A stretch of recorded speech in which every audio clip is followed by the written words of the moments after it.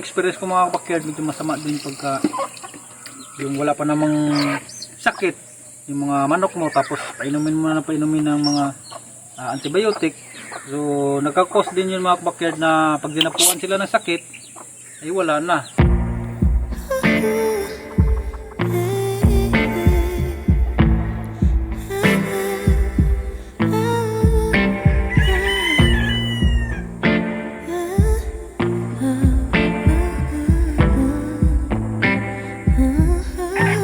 So hello mga kabakyard, no, good morning. So meron tayong ngayon mga kabakyard na 6 na pirasong bagong pisang sisiw.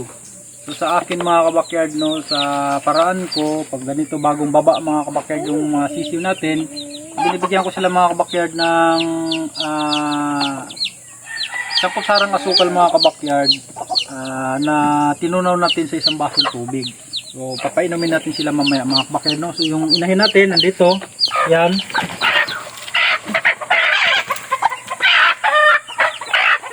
So ito yung kaniyang nanay mga kabakyard, yung ating kilso.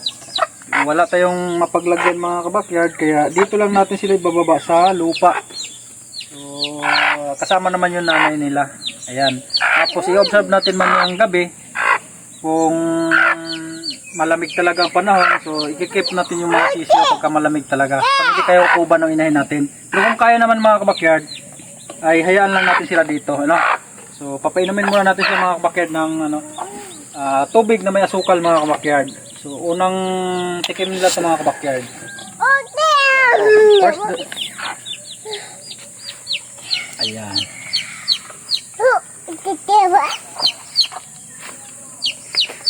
Ayan. Kahit 3 lang mga kabakyard, ayos na yun. Kakainom na yan. Tapos lalapag natin dyan. Diretso sa lupa na to mga kabakyard, itong mga to.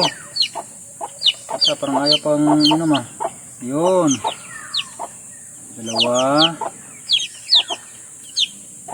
So ang lahi pala nito mga kabakyard, yung ating kelso, kinross natin doon sa Magic Gray. So ang labas nito mga kabakyard ay kelso Magic Gray. Kelso Gray mga kabakyard yung lalabas nito. Sarili ko na ito mga kabakyard na crosses.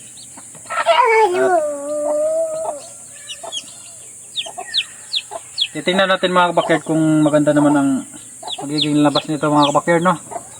Ayan. Patatlo. Alis mo na dyan. Alis mo na. Ito malasog to.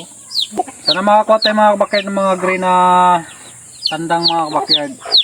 Saka mga babae. At pinaparamihin natin. Magpapadami tayo ng gray.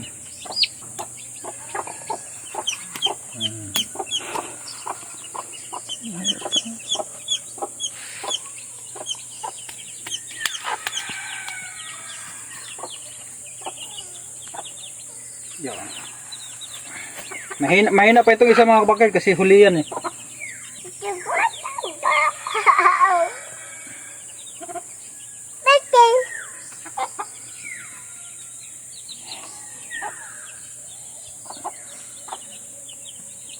Hindi ko na muna lagyan to ng tanda mga kabakyard at mahina pa sila sa kanila ang pagkakuan.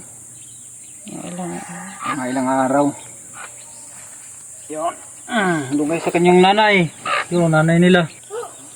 So ayan lang mga kabakyard, yung ating video sa ngayon mga kabakyard. Yung paraan ko mga kabakyard ay natural lang mga kabakyard, no? So wala nang masyadong gagastos ng mga ano. Ganon din naman eh. Natatamaan din sila ng sakit pagdating ng panahon na may mga sakit talaga. So ang gagawin lang natin mga kabakyard, pag mayroon ng madetect na ganon, so gagamutin na lang. Yun lang mga kabakyard.